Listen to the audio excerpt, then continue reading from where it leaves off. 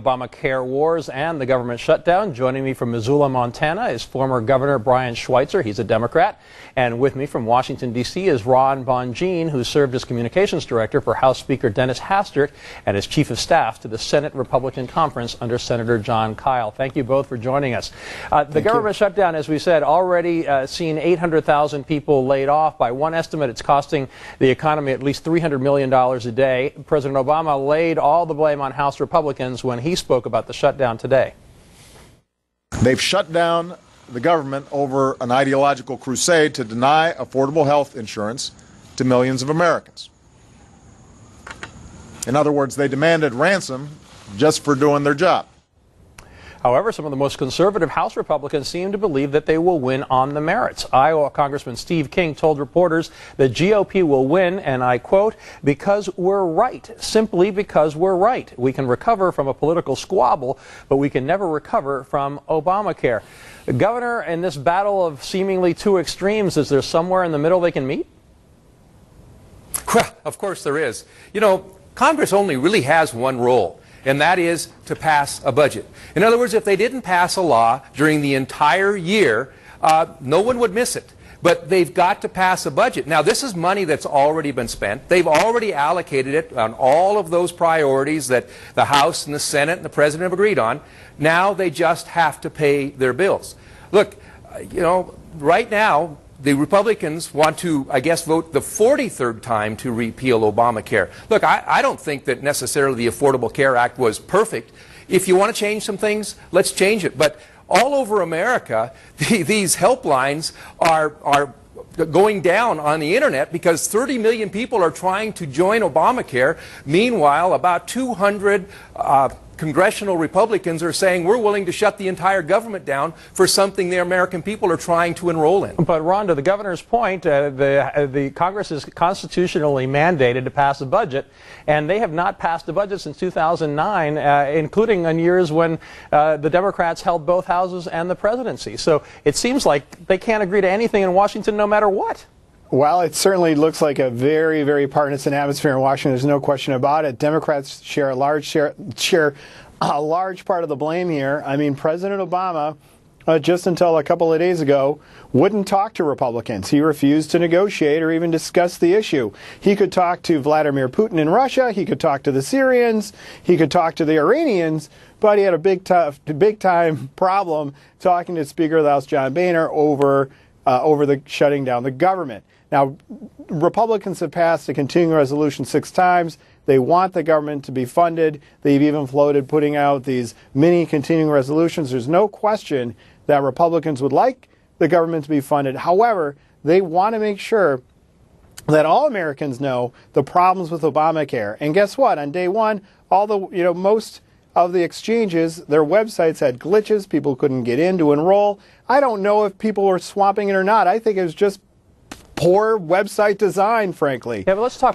Let's stay on the political issue right now. Sure. House Republicans paid a political price during the last government shutdown in 1996.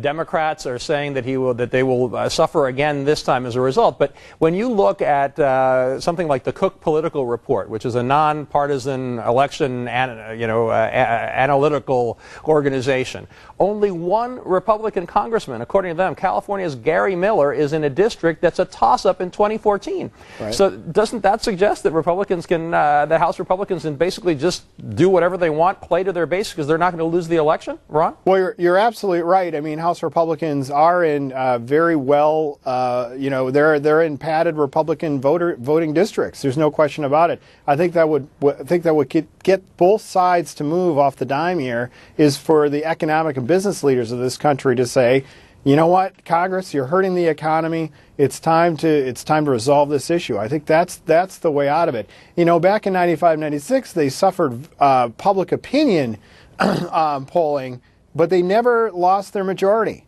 I mean, they still kept the majority. So I don't think that they feel a lot of pressure there. I think they're going to feel, and I think the President Obama will feel that the economy is going to be number one here. If that starts to suffer, then voters are going to be angry, and that's going to get everyone off the dime. But, Governor, we also heard President Obama say the Affordable Care Act is the law of the land. It's settled. It is here to stay. He got the Supreme Court and the 2012 election to back him up on that front. On the other hand, though, the law is still unpopular. It seems that every single poll that has ever come out has shown that most American people are against it. So the question some people, bring up is, yeah, the House Republicans are being unbelievably uncompromising, but is the president also not willing to bend at all? Well, I think since 2009, the Republicans have had some opportunities to propose some kind of health care, actually, for the last 20 years. And as near as I can tell, they proposed the status quo. They still want the insurance companies to run all of health care in America. And if you've got 30 or 40 million people who can't get health insurance, well, that's fine with the Republicans. Look, today, they voted again. They needed a two-thirds vote in order to split the continuing resolution and just fund some of the things that the Republicans wanted. Of course, that was not going to pass. Next, they're going to hold their breath until they turn blue.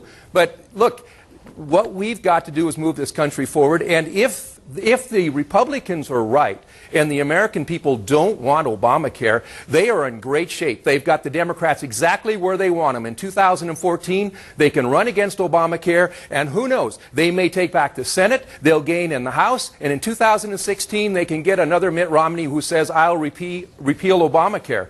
But we've had several elections, including a presidential election, and they decided that they wanted President Obama and the Affordable Care Act. People don't understand exactly what's in it. Like I say, I think there's some problems with it, but there's problems with Medicare and Medicaid and Social Security. We need to fix things, not shut down the government, and that is the ploy the Republicans are trying right now. But look, 70% of America says, look, don't shut down the government over Obamacare. So if the Republicans want to all jump off the cliff together, well, they're going to hurt in the polls. But that's not bringing people together. All right, well, part of our problem is the Hastert rule itself. It was the Speaker of the House, Hastert, and Ron, you'll understand this, who said we don't want bipartisan solutions. If we can't pass a bill in the House with just Republicans voting for it, then we're not going to bring it up for a vote. That was a bad start in this system where Democrats and Republicans can't find any place to work together. Ron, I know you're dying to talk about that, but I want to stay on the present right now. And the governor brought up the polls, and let's talk about those. The latest Quinnipiac poll has the president and the Democrats on pretty firm ground when it comes to the shutdown. As the governor said, less than a quarter of adults support Congress shutting down the government to block Obamacare. Nearly three-quarters are opposed. And while it's true that nearly half of Republican voters support the House GOP, only 6% of Democrats believe that the government should be shut down, so that's 9 out of 10 are opposed. And what's even worse on the Republican side is that 19% of independents, only 19, back the House majority. So almost 75%, they're opposed shutting down the government. Ron, that doesn't bode well. Even if Republicans in the House might be safe in their districts, what does that mean for the GOP in general? Well, that's exactly right, and that's why I do think that we'll have a resolution over this shutdown at some point.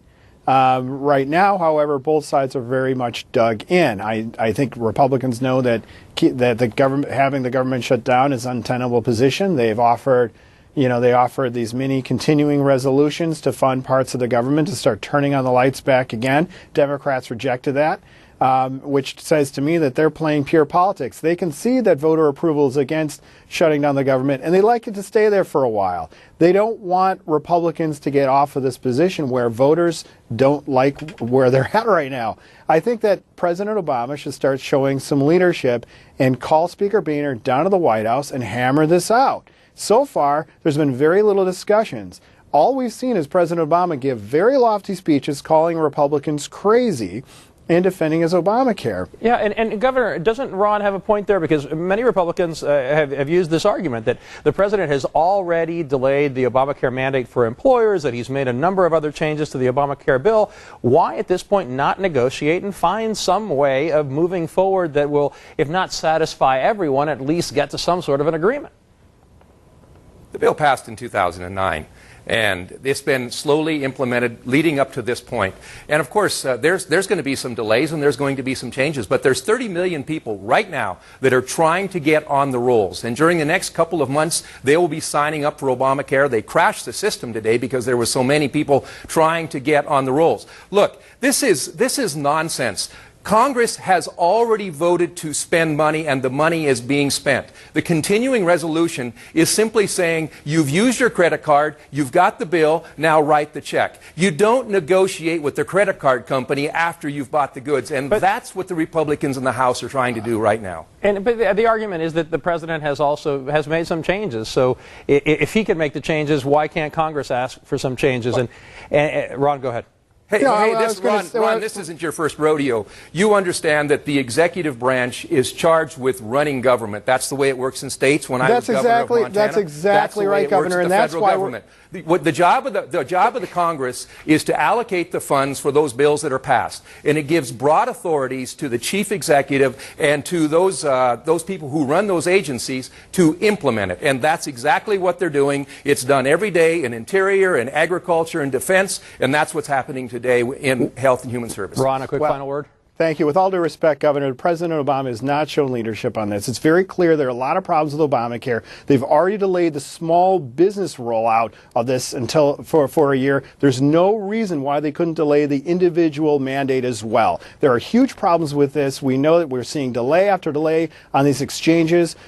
We have seen the websites crash over the past. This is just day one.